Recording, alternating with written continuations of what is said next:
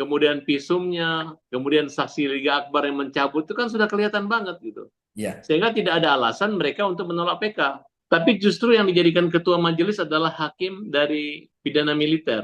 Yang 15 hari kemudian pensiun sebagai hakim agung. 1 bulan sebelum hari pensiun itu nggak boleh mereka menangani satu perkara. Kedua, kenapa nggak dikasih hakim ahli pidana beneran? Ini kan pidana militer. Di situ saya melihat ada ketidaksempurnaan putusan ini sehingga layak untuk mengajukan PK kedua kali kan kira-kira seperti itu. Kami mengalami satu kendala karena proses pembelaan terhadap Sakatata ini bukan betul-betul mereka minta pembelaan murni. Yang awalnya iya, tapi belakangan ujung-ujungnya juga ke materi gitu. Siapa dalangnya itu? Sama ya, ini saya sebutnya Ibu Titin.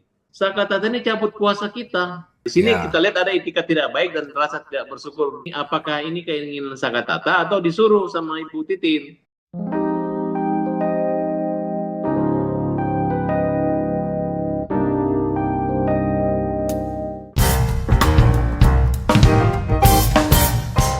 Bismillahirrahmanirrahim. Assalamualaikum warahmatullahi wabarakatuh. Para netizen yang saya hormati dan saya banggakan, hari ini saya wawancara Zoom dengan Bapak Dr. Farhad Abbas SHMH. Beliau ini saya kira tidak perlu saya perkenalkan karena kalau orang suka nonton TV dan nonton podcast di mana-mana, Pak Farhad ini sejak dahulu kala sudah viral. Ya, jadi saya tidak perlu perkenalkan. Bahkan tadi ada seorang teman saya bicara bahwa saya tidak bisa melayani Nias yang ini karena saya mau wawancara dengan Pak Farhad. Langsung orang itu mengatakan salam kepada Pak Farhad. Jadi tidak perlu saya perkenalkan lagi. Barang ini sudah dikenal di mana-mana. Saya kira itu sekadar pembukaan.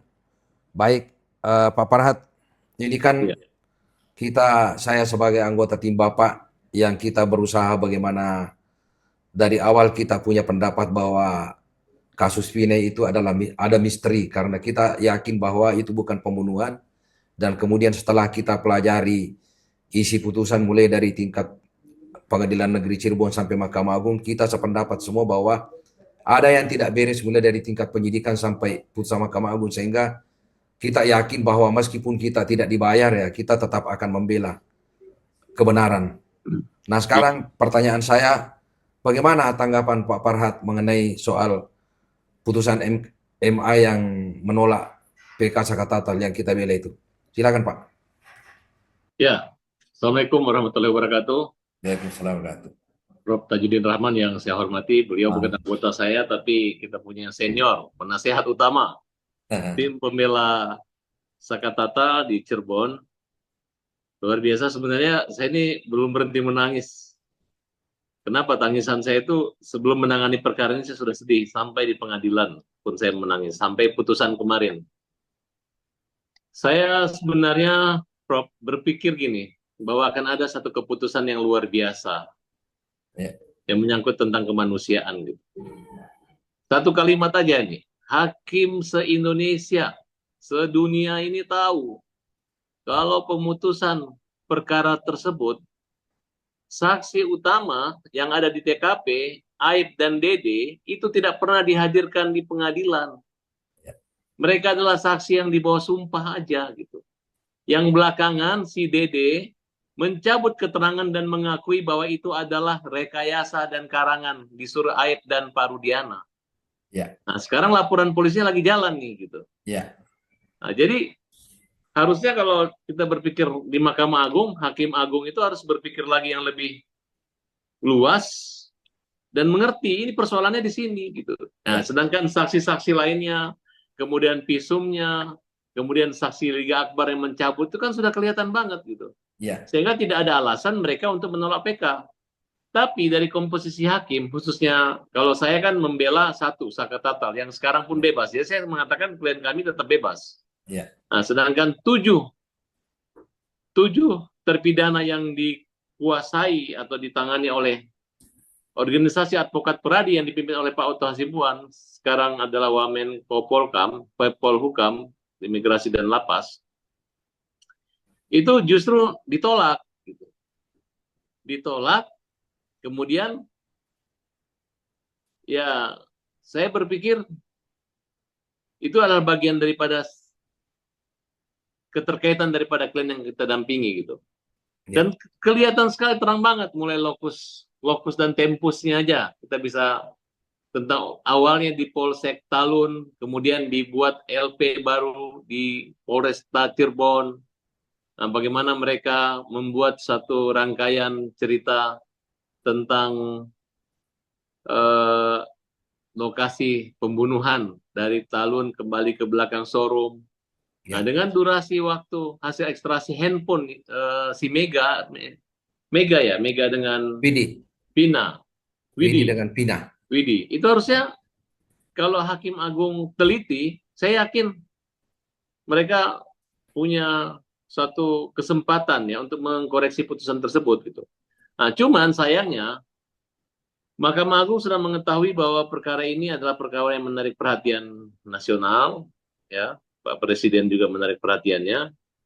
Tapi justru yang dijadikan ketua majelis adalah hakim dari pidana militer, Pak Burhan Dahlan. Ya.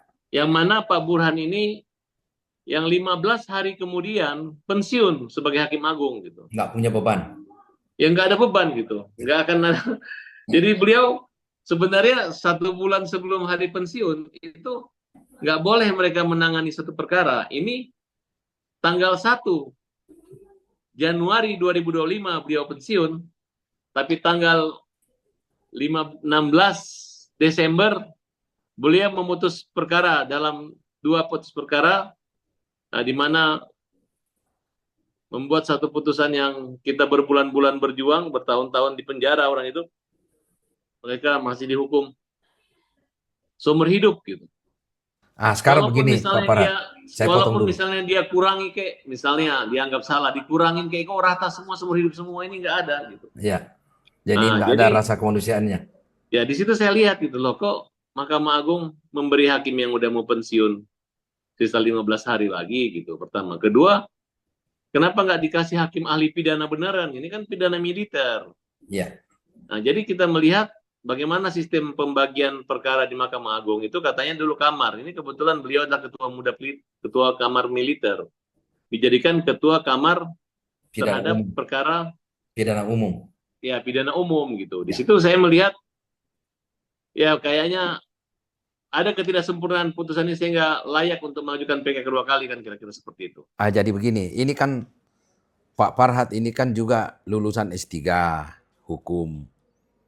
Jadi kita ini kan kalau begini, saya pikir kita ini belajar ilmu hukum dan punya pengalaman tanding yang berpuluh-puluh tahun di bidang praktik penegakan hukum.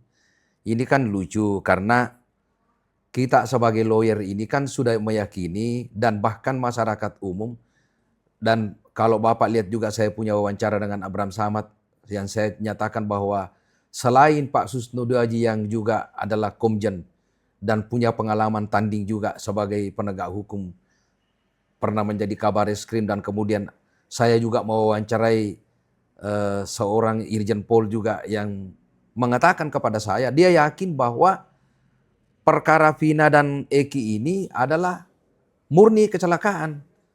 Nah, dasar daripada Pak Susno Daji itu kan karena adanya hasil olah TKP pertama ketika ada laporan bahwa ada kecelakaan, dan kemudian Polres Cirebon datang di sana, bukan Polres Kota ya, Polres Cirebon datang di sana, dan kemudian dia bikin olah TKP, hasilnya kan kecelakaan tunggal. Nah, ini kan tidak pernah dirubah, tidak pernah dibatalkan itu hasil olah TKP, dan kemudian kenapa Mahkamah Agung tidak mau melihat, ya udahlah kalau misalnya dia tidak mau perhatikan kita punya argumentasi PK, lihatlah apa yang dibikin polisi sendiri yang bertentangan dengan hasil pemeriksaan di pengadilan. Gimana Bapak? Ya, kan sebenarnya gampang sekali ini perkara. Di dalam putusan itu, pertimbangan hakimnya, disebutlah ada namanya Dani, Peggy, Andika ya? Ya, Andi. Ya. Nah, yang merupakan dianggap sebagai pelaku utama, otak pelaku utama, bahkan yang membawa motor mengantar mayat, itu semua DPO gitu. Ya. Nah, tapi mereka pra peradilan Peggy lolos Ya. Kemudian DPO-nya dianulir oleh polisi Polda, berarti tidak sempurna ini kejahatannya. Harusnya kalau aku jadi hakim agung, wah, ini kalau begini caranya aku akan niru seperti Hakim Eman Sulaiman di Pengadilan Negeri Bandung gitu. Berarti kita juga bisa jadi hakim agung kalau gitu ya. Oh iya, bisa lah. Enggak, maksud saya hampir semua hakim agung yang di situ saya kenal ya, karena mereka adalah tokoh-tokoh publik ya. Tapi saya nggak tahu ada apa dengan Mahkamah Agung saat ini gitu. Apakah Mahkamah Agung saat ini tersandra oleh kasus Richard Zahrov, yang mana Richard menyebutkan beberapa oknum hakim agung terlibat dalam perkara tersebut, dalam uang tersebut. Nah, ketika apakah ini membuat hakim tersandra sehingga tidak mau menolak dakwaan jaksa gitu? Apa? Ataukah mungkin karena ada semacam eh, keengganan untuk menjatuhkan kesalahan pada salah satu institusi negara, karena kita ini kan menganggap bahwa sejak awal penyidikan kasus ini tidak beres yang dimotori oleh Rudiana. Apakah karena ada Bagi saya gini, Prof ya, harusnya Pak Kapolri maupun Jaksa Agung nggak usah memikirkan menyelamatkan institusi. Tapi ketika berpikir seperti Pak Susno, justru dengan membongkar ini, menjadikan ini pelajaran, di situ menyelamatkan institusi, bukan menutupinya. Sehingga ke depan tidak terjadi lagi penyidikan yang tidak scientific crime investigation, yang tidak berdasarkan eh, profesional, ilmiah, dan kesempurnaan dalam penyidikan. Ya, harusnya seperti itu gitu. Saya heran banget gitu. Tapi ini kan justru sekarang dengan kita punya PK tim Bapak yang memimpin ini untuk Saka Tatal dan 7 terpidana itu kan, dengan ditolaknya ini kan justru sekarang kelihatan bahwa polisi itu makin di atas angin. Yang selama ini disoroti bahwa ada polisi tembak polisi, kemudian ada polisi bunuh ibunya, ada polisi tembak siswa di Semarang, dan kemudian ada polisi terlibat narkoba seperti Teddy Minahasa. Nah ini kan dengan yang semula kita semua berprasangka bahwa, bukan berprasangka saja, kita melihat bukti-bukti bahwa si Aib dan Dede itu yang sudah mencabut dia punya keterangan dan mengatakan bahwa mengakui keterangannya itu bohong karena di-setel oleh Rudiana. Justru ini kan membuat polisi lagi punya kepercayaan diri yang mengatakan bahwa saya kan benar, jadi mendapat justifikasi dari Mahkamah Agung terhadap hal yang salah itu. Memang harapan saya satu aja sebenarnya.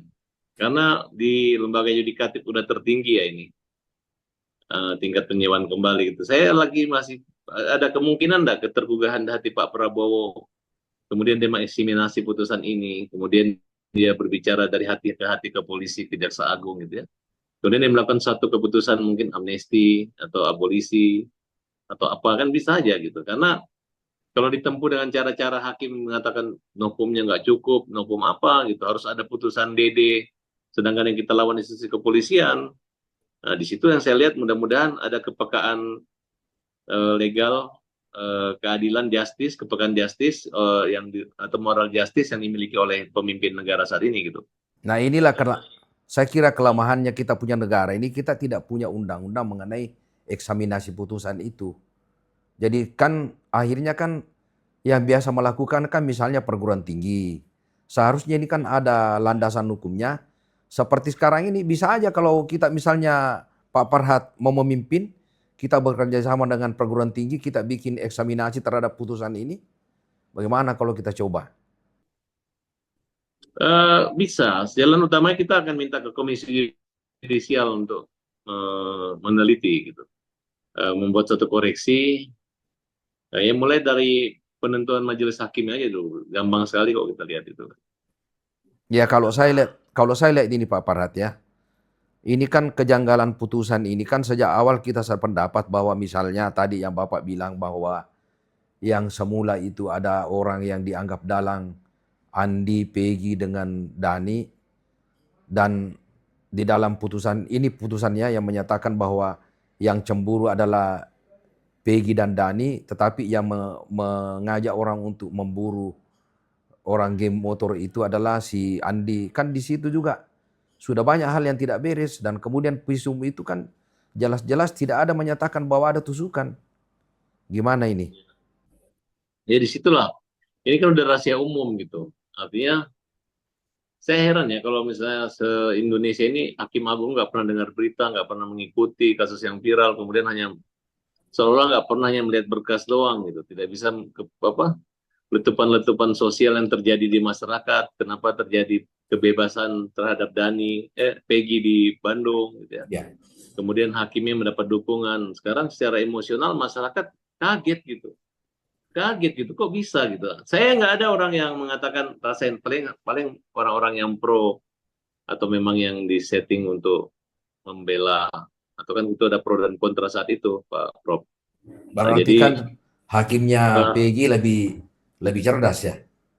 lebih cerdas gitu.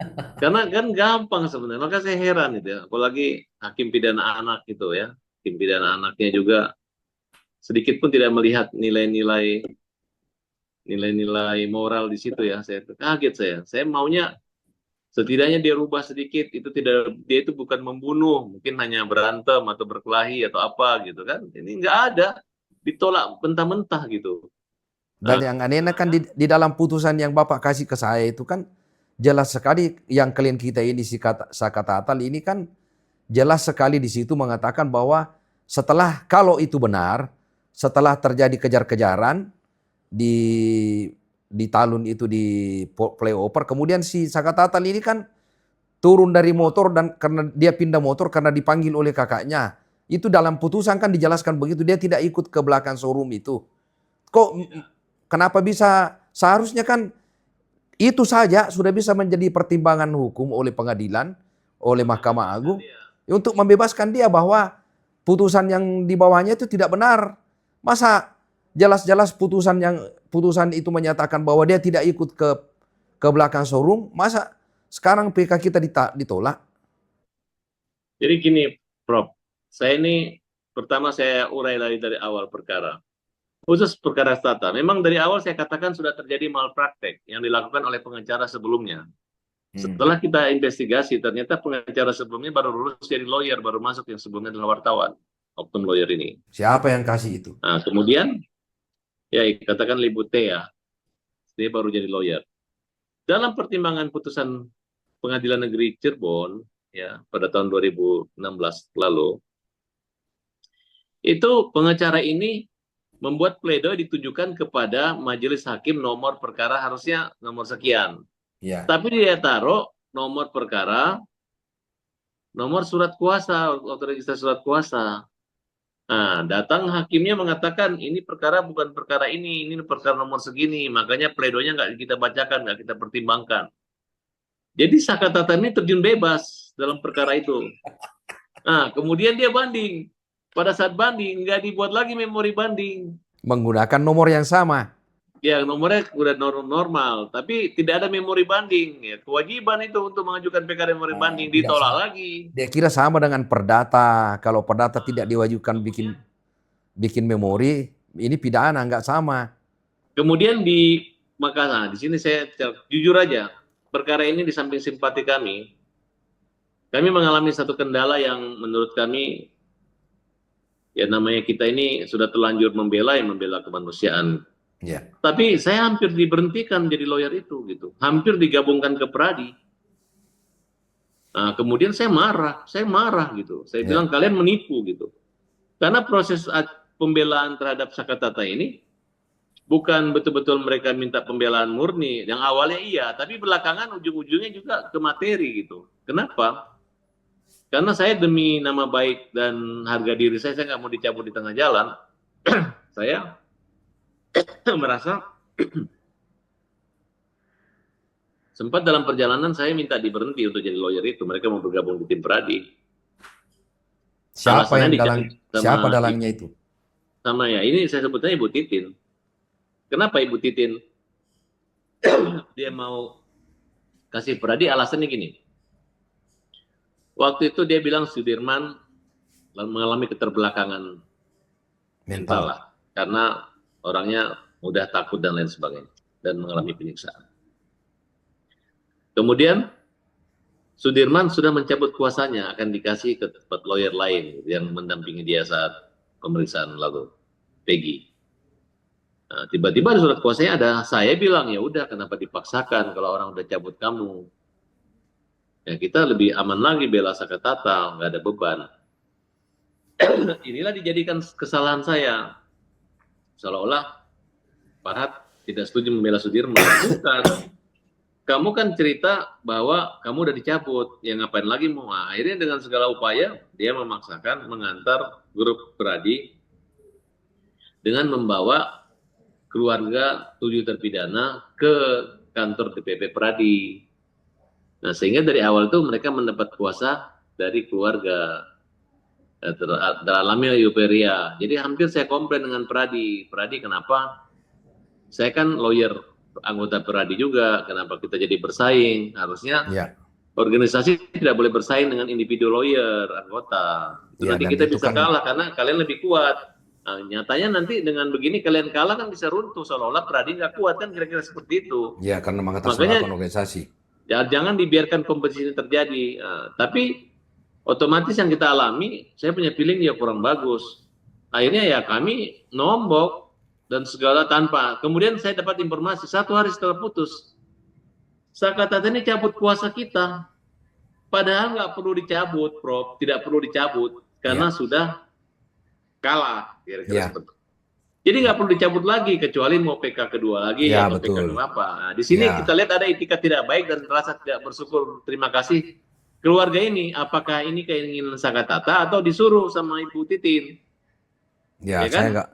Saya nggak mau nyebut nama. Persoalan ini kan saya dapat komunikasi dengan Ibu Elsa Sarip tadi, bahwa Ibu Elsa Sarip akan tetap melaporkan Ibu Titin yang menuduh Rudiana menerima kurang lebih berapa ya, 20 juta atau 2 miliar dari asuransi. Padahal tidak benar, Rudiana nggak pernah menerima asuransi. Gitu. Ini kan jadi persoalan yang baru, akan jadi panjang lagi nih persoalan akibat dampak putusan. Saya juga baru dengar itu. Ditolaknya PK ini gitu. Nah, jadi perlu saya tekankan, saya sempat mengatakan kamu nggak usah mencabut-cabut. Karena bertemu mengucapkan terima kasih aja belum. Karena yang kita lakukan ini bolak-balik ke Cirebon, biaya, tidak mengeluarkan biaya semua mereka. Bahkan mereka kita kasih uang dalam jumlah yang luar biasa, yang banyak gitu. Kenapa kalau nggak dikasih uang, kita diganti, dicabut. Saya juga baru tahu itu. Jadi Prof nggak tahu itu kan? Saya nggak tahu. Prof gitu. Itulah saya bilang baik hatinya. Lah, karena saya nggak mungkin cerita gitu. Kenapa saya ungkapkan ini? Ini hanya menurut saya mereka ini keterlaluan gitu. Keterlaluan itu saya nggak keberatan gitu. Nah, jadi mereka begitu sombongnya, harus mengerti. Saya bilang gini, dari awal kita mau praktek kok gitu. Bayangkan waktu Novum dikasih dikasihlah saya 7 foto. Foto Tina dibilang asli. Foto Eki dia bilang ini takut rekayasa. Akhirnya saya keluarkan dari Novum. Tiba-tiba ternyata dibagi ke tim sana foto itu. Ya, sehingga ketika saya mengajukan Novum di perkara kita agak berkurang. Hakimnya tanya kenapa nggak semua aja dimasukin. Nah, ya, kemudian dia pikir mungkin kalau kita punya argumentasi dengan Novum yang kurang, kita nanti kalah dan kemudian mereka menang. Iya. Itu kan kalau sudah ada niat-niat jahat dari awal kan. Kemudian yang lebih pahitnya lagi, waktu itu Titin bilang Dede mau datang untuk memberi kesaksian karena mencabut BAP. Ternyata tidak datang. Yang datang Pak Deddy Mulyadi. Ya itu kan kita anggap ya senang lah Pak Deddy. Bahkan saya sempat promosi minta dia jadi gubernur terpilih karena ini menjadi suatu perhatian dan Pak Deddy sekarang berhasil jadi gubernur untuk perkara ini. Iya, karena jadi Bapak yang berjuang untuk keadilan jadi gubernur. Kita yang mati-matian menyiapkan segala macam. Justru Pak Farhad yang berhasil mengendorse Pak Deddy Mulyadi. Tiba-tiba 1 lembar surat pencabutan, nggak tahu motifnya apa gitu. Tapi Pak Deddy nggak tahu bahwa surat kuasa kita dicabut. Siapa? Pak Deddy tahu nggak? Oh belum, saya belum ada komunikasi Pak Deddy. Pasti Pak Deddy komplain. Kenapa? Karena namanya perjuangan itu kan, namanya perjuangan kemanusiaan itu tidak ada mencabut-mencabut gitu. Nah, saya sampaikan aja, kamu jangan sombong mencabut-cabut saya. Kamu dibayar kok. Saya membayar, teman saya membayar. Saya sama Krisnamurti membayar. Kenapa? Kalau nggak ada uang, dari dulu dicabut kita udah tumbang kita. Kenapa kita mau bayar? Kita hanya menjaga harga diri malu aja. Bahwa kita ini daripada dicopot tengah jalan, itu yang saya nggak suka gitu. Jadi ketika saya membela itu di samping keadilan, memang saya merasa saya itu dimanfaatkan. Itu yang terjadi sebenarnya. Tapi udahlah, saya itu ikhlas supaya masyarakat tahu nih gitu. Nah, coba buktikan nih baru 1 hari Saya pengen marah nggak tahu marah sama siapa. Saya mau tegur Hakim Biasa. Agungnya, Pak, Bapak gara-gara kita ini serius gitu. Ayah saya aja yang Hakim Agung aja menonton perkara ini gitu. Iya. Dia menyayangkan hanya mengatakan kalimat la ilaha illallah, la ilaha illallah. Kenapa? Kenapa? Aduh, bagaimana penderitaannya itu gitu. Saya nggak mau sampaikan kalimat-kalimat yang lainnya. Saya bergetar loh, karena ini kita menyaksikan sendiri peristiwa ini, bukan Sa main-main itu. saya pun 3 hari lalu ketika Pak Farhad itu men-share bahwa hari itu adalah pembacaan putusan MA, saya tidak pernah membayangkan bahwa permohonan PK yang kita bikin itu ditolak. Tidak ada dalam bayangan saya. Saya hanya siap saja untuk mendengar bahwa kita akan menang dan hasil perjuangan kita berhasil. Saya Tidak Prof pernah udah bawa toga, saya mau ke Mahkamah Agung udah bawa toga redaksi gitu. Aduh kalau menang mau pakai gitu kan. Begitu saya lihat ya ampun. Saya cek lagi hakimnya pensiun tanggal 1 Januari, Prof. Usia 70 tahun itu, dia lahir tahun 55 tanggal 1 Januari 1955. Berarti tahun 2025 ini Pak Burhan itu umur 70 tahun. Hadiah 70 tahun itu dia menghadiahkan dirinya menolak PK orang-orang terpidana seumur hidup itu, Prof. Ya, jadi sekarang bagaimana sikap kita untuk akan datang ini? Ya kalau saya sih ya sudah agak istirahat lah, karena Sakatata dengan 1 lembar kertas mencabut Titin, Krisna dan saya gitu. Saya nggak tahu, kita lihat aja. Tapi dia nggak, saya heran juga kenapa dia nggak sebut nama saya, padahal saya kan tidak kenal dia. Sa Jadi Prof, mereka itu menurut saya mulutnya aja bilang terima kasih, tapi hati mereka itu nggak ada etika dan budi pekertinya kurang. Ya biarlah Allah yang balas semuanya. Tapi masyarakat tahu saya berjuang dan saya anggap ini kita nggak kalah kok, kecuali kita bela tiba-tiba dia di penjaranya udah bebas kok, ya kan?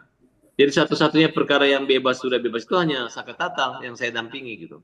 Yang Iya, 7 itu, saya ini kritik juga buat Jutek Wongso, pengacaranya Pradi. Saya bilang kamu tuh Jutek dari dulu mau mengatur-ngatur, membagi nopo, menurut saya itu salah kalian caranya gitu.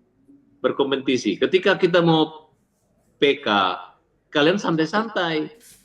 Ketika kalian ngikutin kita, mau juga ngikutin, minta juga bukti kita, minta dibagi bukti, make lagi saksi kita, make Titin kita lawyer kita yang nggak mau jadi saksi juga, Saka juga jadi saksi, semua jadi saksi, hanya Semua. untuk mensukseskan dia gitu. Kita yang hancur-hancuran, yang ditahan-tahan seperti itu. Itulah yang saya sayangkan kawan kita yang satu. Ketika kita minta dia jadi saksi, yang nggak mau. Kenapa di sebelah dia mau? Itu yang saya sayangkan itu. Padahal kita sudah berikan dia nasihat bahwa kalau dia menjadi saksi di yang kita, di Saka itu, tidak akan menghilangkan dia punya harga diri. Tapi kan ya sudahlah, kalau saya udah yang sudah-sudah, sekarang kita berpikir meskipun kalau saya terus terang saja ya, meskipun dia cabut kuasa, saya masih punya harapan akan dia diketuk hatinya oleh Allah bahwa kita semua ini orang baik-baik, kita ikhlas supaya dia kembali kepada kita. Saya kira Pak Farhad jangan ditutup pintunya, jangan ditutup pintu hati. Kalau dia datang kita tetap terima dia dengan hati yang ikhlas demi keadilan dan kebenaran supaya kita punya citra kita di mata masyarakat itu bahwa kita memang hanya kita ini adalah penegak hukum dan kebenaran serta keadilan, bukan untuk mencari nafkah di sekitar orang yang tidak beres itu. Ya. Saya kan tahu hati baiknya Pak Farhad ya, karena saya pun sendiri terus terang saja orang pasti tidak tahu bahwa Pak Farhad menawarkan uang kepada saya, tapi saya kan dengan cara halus saya tidak mengatakan tidak usah.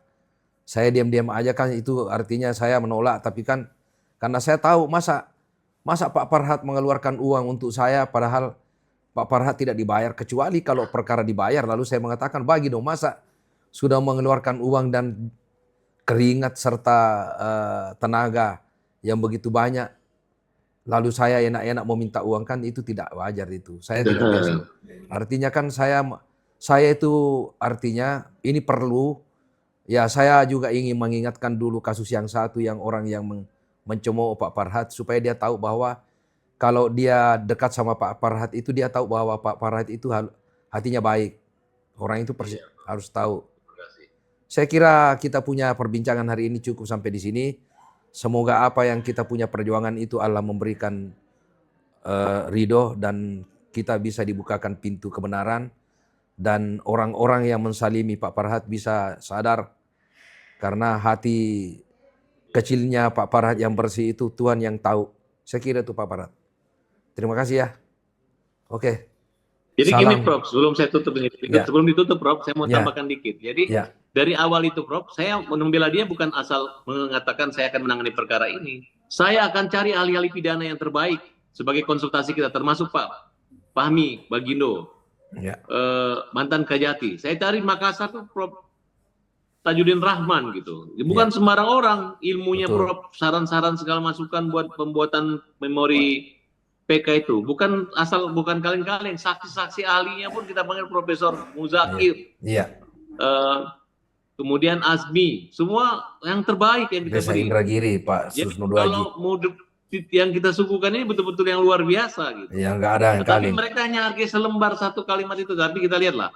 Kalau nanti si Selis maupun Zaka maupun Jaya mengerti ya karena mereka ini kan adalah orang yang dizolimin. Tapi kalau mereka melakukan satu kertas zolim terhadap orang yang baik sama dia, nanti kena balasannya juga dia. Itulah biar Tapi kita sesukses-suksesnya serahkan sama orang yang zolim, ya kita lebih sukses yang dizolimin.